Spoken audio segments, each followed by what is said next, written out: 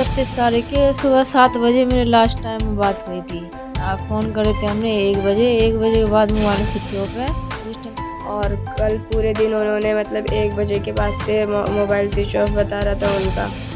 उसके बाद 9 बजे तक तो हमने उनका वेट करा। उसके बाद जब देखा उनका कुछ आता पता नहीं है, तो मैं और मेरी छोटी बहन उन्हें रोड पे चले गए देखने के लिए कि 9 बजे तक तो उन्हें पार्किंग में आना था। ऐसा और रक्शे वालों से सुनने को मिलता है कि नशा देकर रक्शा छीन कर ले जाते हैं और उसको कहीं ऐसी जगह डाल देते हैं जो कम से कम 3-4 दिन में होश मारते हैं और तब आके उनको अपने घर में आकर पहुँचते हैं।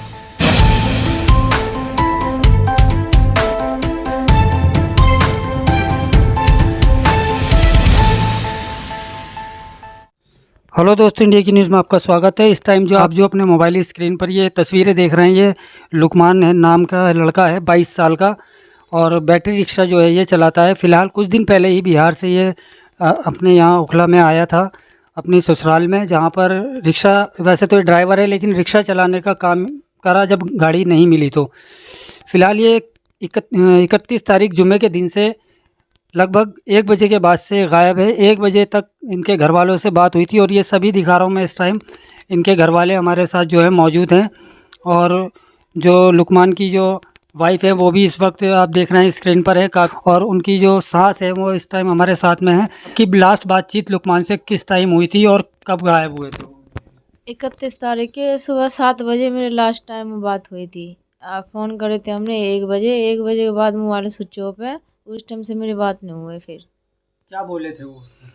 जाने के टाइम में बस ये नाश्ते के लिए गए थे। खाला मुझे नाश्ता दी तो नाश्ता बना करके मैंने उन्हें दे दी थी खाने के लिए।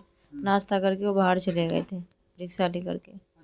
और वो अभी 25 तारीख को आए यहाँ।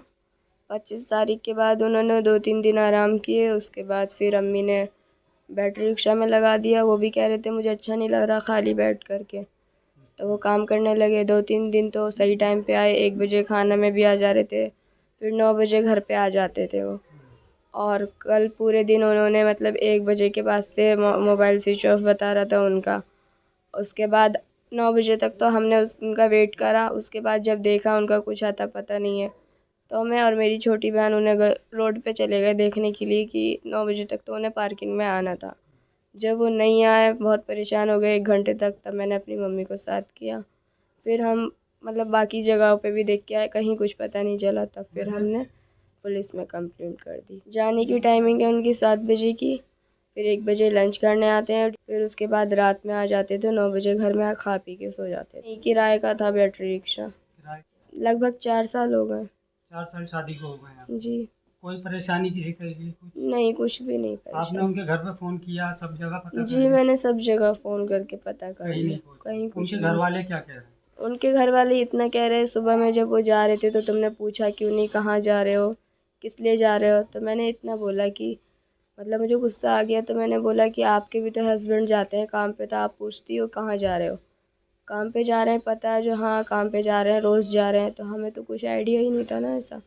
ऐसा और रक्शे वालों से सुनने को मिलता है कि नशा देकर रक्शा छीन कर ले जाते हैं और उसको कहीं ऐसी जगह डाल देते हैं जो कम से कम 3-4 दिन में होश मारते हैं और तब आके उनको अपने घर में आके पहुंचते हैं।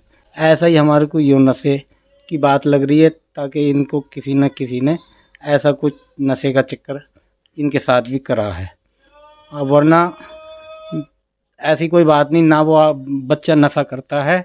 जो कोई ग्रुप है जो रक्शे वालों के साथ में ऐसा ही करता है, नशा दिया और रक्शा छीन कर ले गए और उसको कहीं ऐसी जगह डाल गए जो वो 2-4 दिन पड़ा रहे, उसके बाद में होश मारता तब अपने घर पहुंचता वो। अच्छा। ऐसा ही मेरे को ये लग रहा है। उसके आने का टाइम होता 8:30-9 बजे, जब नहीं आया वो तो जब ही से निकल गए और आज तक यानी सब जगह ढूंढ रहा, सारा एरिया छान मारा, जहाँ कहीं ऐसा नशे का मतलब जो डर है कि हाँ यहाँ ऐसा कुछ हो सकता है, तो वो सारी जगह हमने, हमारे बच्चों ने, हमारी बीवी ने, हमारी बेटी ने सब जगह छान मारी, मगर कहीं से कोई पता नहीं लगा।